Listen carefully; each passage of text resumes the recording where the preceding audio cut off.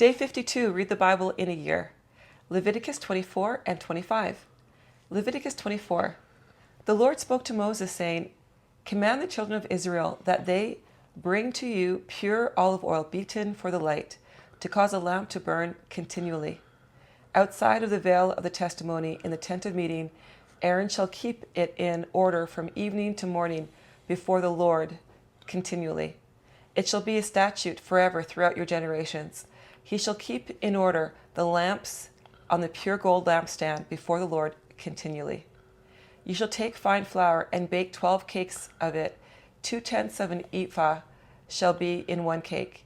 You shall set them in 2 rows, 6 on a row, on the pure gold table before the Lord. You shall put pure frankincense on each row, that it may be to the bread for a memorial, even an offering made by fire to the Lord.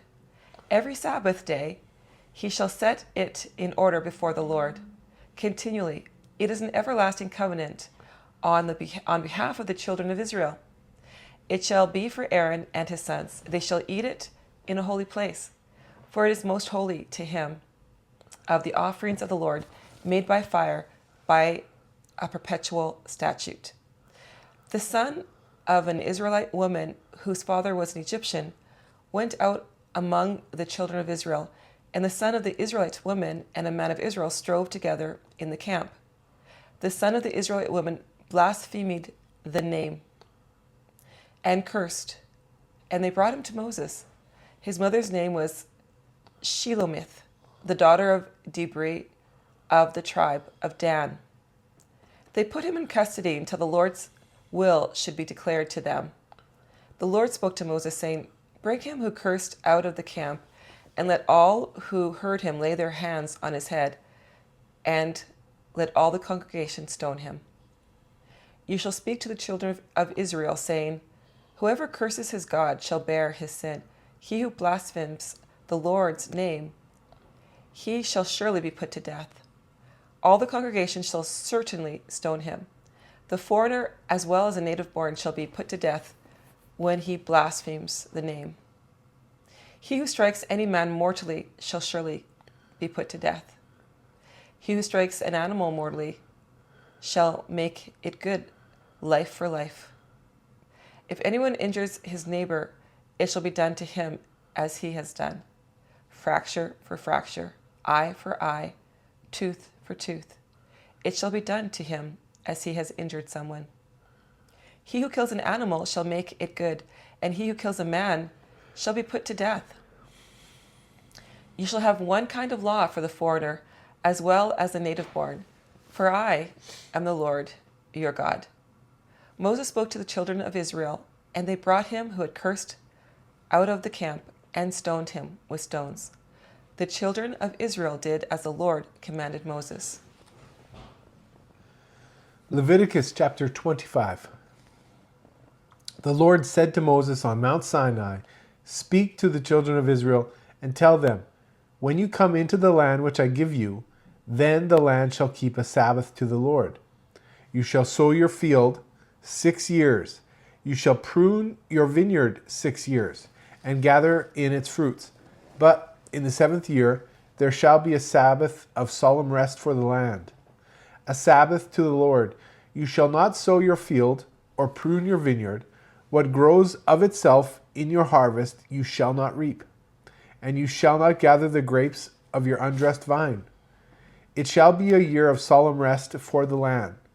The Sabbath of the land shall be for food, for you, for yourself, and for your servant, for your maid, for your hired servant, and for your stranger, who lives as a foreigner with you, for your livestock also, and for the animals that are in your land, shall all its increase be for food. You shall count off 7 Sabbaths of years, 7 times 7 years, and that shall be to you the days of 7 Sabbaths of years, even 49 years. Then you shall sound the loud trumpet on the 10th day of the 7th month.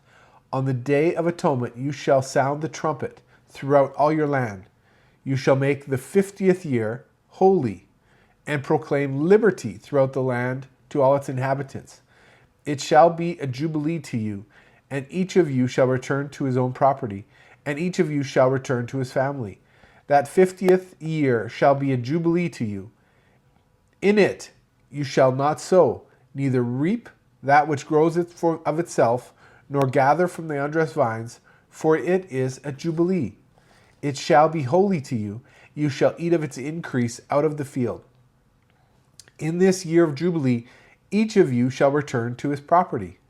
If you sell anything to your neighbor, or buy from your neighbor, you shall not wrong one another. According to the number of years after the jubilee, you shall buy from your neighbor. According to the number of years of the crops, he shall sell to you. According to the length of years, you shall increase its price. And according to the shortness of years, you shall diminish its price. For he is selling the number of crops to you. You shall not wrong one another, but you shall fear your God. For I am the Lord your God. Therefore, you shall do my statutes and keep my ordinances and do them, and you shall dwell in the land in safety. The land shall yield its fruit, and you shall eat your fill and dwell therein in safety. If you said, what shall we eat the 7th year? We shall not sow, nor gather in our increase.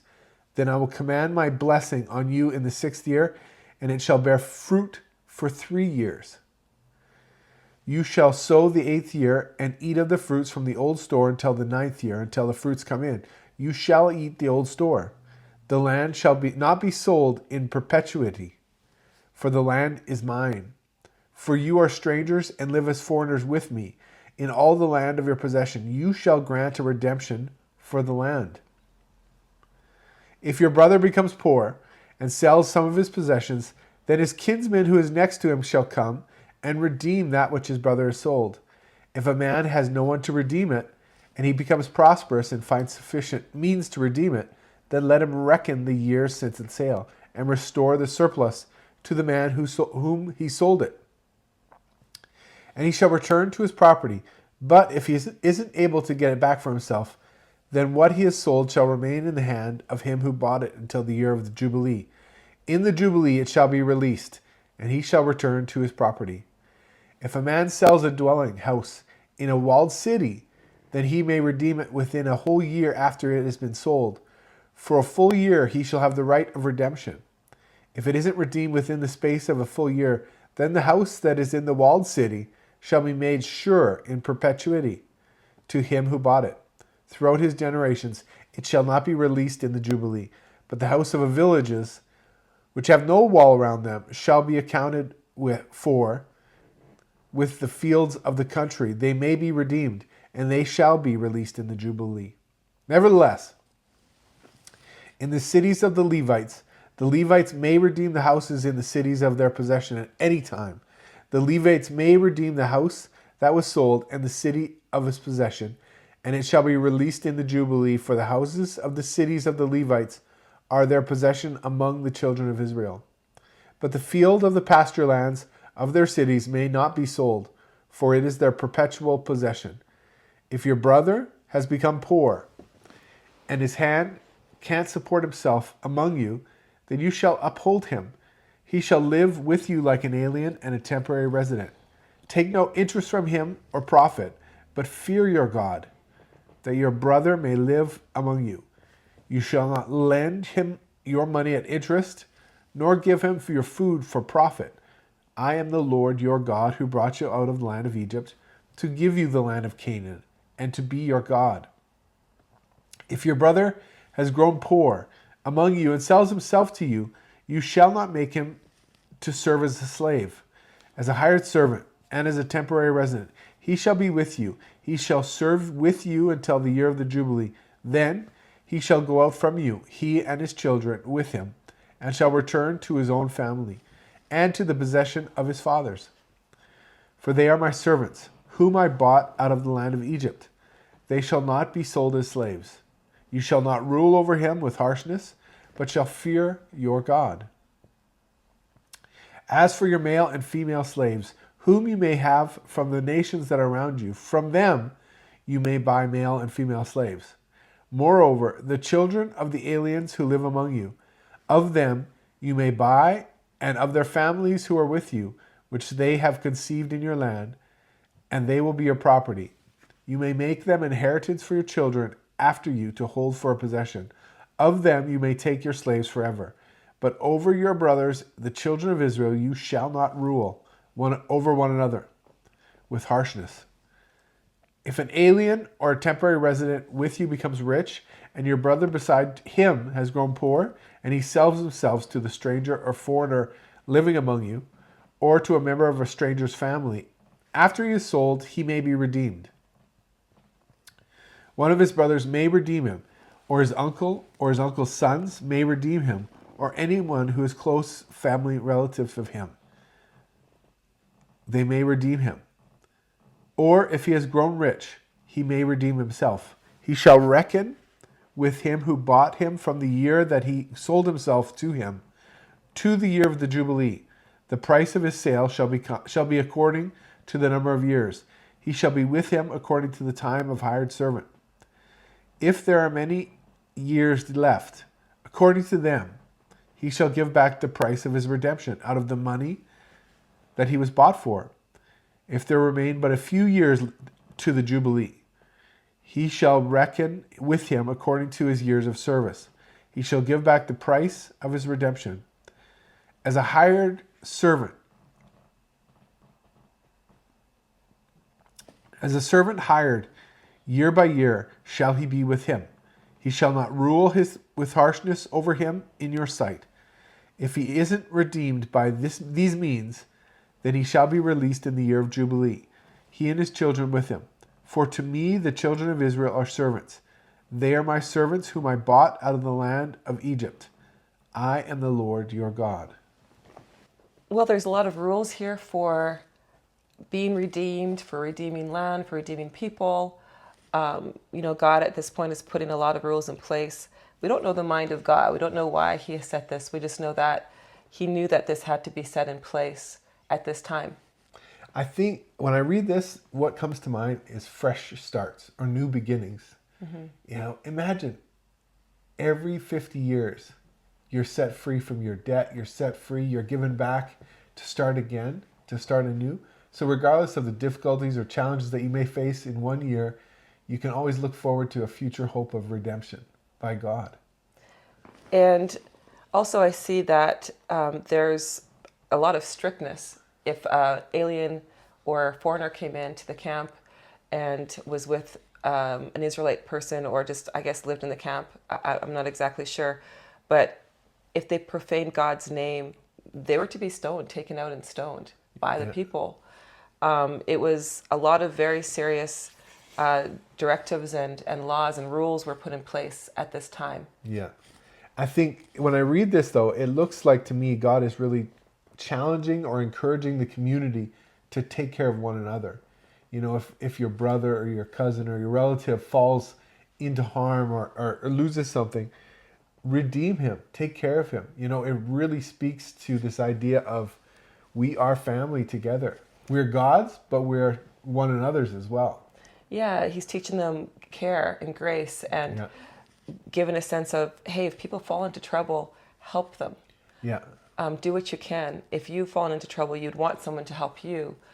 Make sure. So he's setting these things up so that people are taken care of. Yeah. And then I realized that as we were reading, he talks about having a year of Sabbath for the land itself as well. That's a practice that farmers practiced for many years, was laying the crops fallow for a year. It gives the chance for the crops to rejuvenate itself and regrow.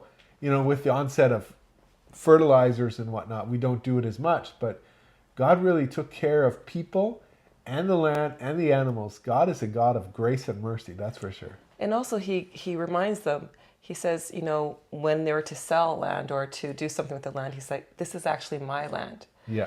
It was a good reminder to me just to see where everything comes from. The food, the land, the animals, the things that he's asking us to give back to him is actually things that he's provided for us. Yes, true. And it all belongs to him, including us. Yeah. He's just saying, be wise with what I've given to you. And there are things that I expect back in return. So true. He's got a great plan. See you again next time.